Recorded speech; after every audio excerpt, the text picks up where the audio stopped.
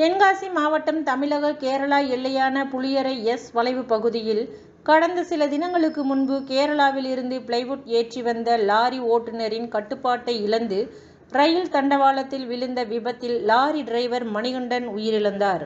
அந்த நேரத்தில் மதுரையில் இருந்து புனலூர் நோக்கி வந்த ஆளில்லாத சிறப்பு ரயில் வருவதை பார்த்த தம்பதியினர் சண்முகையா, வடக்குத்தி அம்மாள் இருவரும் டார்ச் லைட் அடித்து ரயிலை நிறுத்தி பெரும் விபத்து தடுத்து நிறுத்தினர். இருவருக்கும் பல்வேறு பொதுமக்கள் மற்றும் அரசியல் பிரமுகர்கள் தங்களது பாராட்டுக்களை தெரிவித்து வந்த நிலையில் கடந்த சில நாட்களுக்கு முன்பு அவர்களது சாமர்த்திய செயலால் பெரும் விபத்து தவிர்க்கப்பட்டதற்கு பாராட்டு தெரிவிக்கும் வகையில் தமிழக முதல்வர் ஸ்டாலின் அந்த தம்பதியினரை நேரில் அழைத்து ரூபாய் 5 லட்சம் வெகுமதி வழங்கி பாராட்டினார். தொடர்ந்து தெற்கு ரயில்வேயின் மதுரை கோட்ட மேலாளர் சரத் ஸ்ரீவஸ்தவா மற்றும் SRWWO சேர்மன் பிரியா ஆகியோர் தென்காசி மாவட்டம் செங்கோட்டை அருகே உள்ள பகவதிபுரம் ரயில் நிலையத்திற்கு சண்முகையா மற்றும் அவரது மனைவியை அழைத்து வந்து பெரிய அளவிலான விபத்தை தடுத்த தம்பதியினருக்கு பாராட்டுக்களை தெரிவித்ததோடு மட்டுமல்லாமல் அவர்களுக்கு ரூபாய் 20,000 வெகுமதி வழங்கி பாராட்டினர். மேலும் கோட்ட மேலாளர் தனது சிறப்பு ரயில் பெட்டியின் தம்பதியினரை அமர வைத்து தேநீர் விருந்து அளித்து வாழ்த்து தெரிவித்தார்.